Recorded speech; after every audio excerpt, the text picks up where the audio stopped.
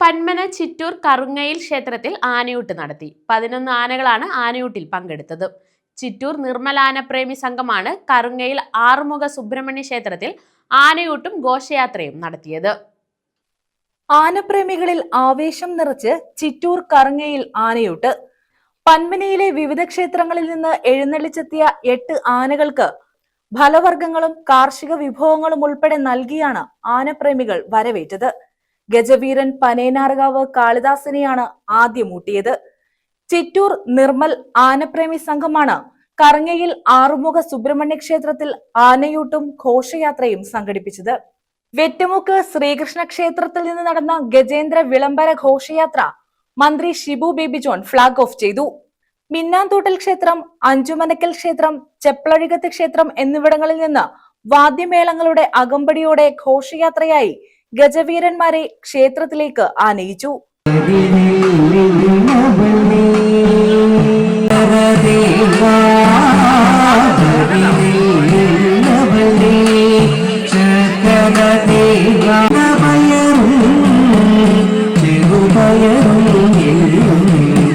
തുടർന്ന് നടന്ന സാംസ്കാരിക സമ്മേളനം NK പ്രേമചന്ദ്രൻ MP ഉദ്ഘാടനം ചെയ്തു.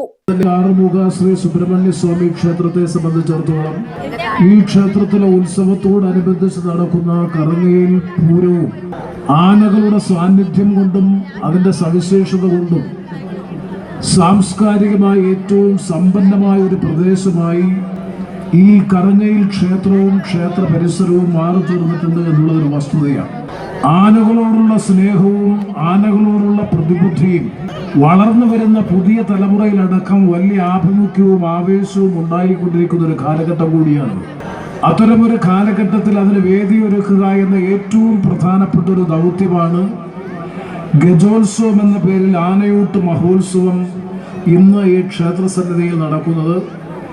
ഈ സംരംഭത്തിന്റെ ഭാഗമാകാൻ ഇവിടെ എത്തിച്ചേർന്നിട്ടുള്ള എല്ലാവരെയും ഞാൻ ഈ അവസരത്തിൽ ഹാർദമായി അഭിവാദ്യം ചെയ്യുകയാണ്.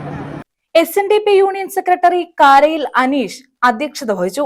ബ്ലോക്ക് പഞ്ചായത്ത് പ്രസിഡന്റ് ഷംല നൌഷാദ്, ജില്ലാ പഞ്ചായത്ത് അംഗം I Jayalakshmi, Irene, B Sukanya, Ramesh Babu, Rakesh Nirmal, Mohan Idakkalari, Mohan Punthala തുടങ്ങിയവർ പങ്കെടുത്തു.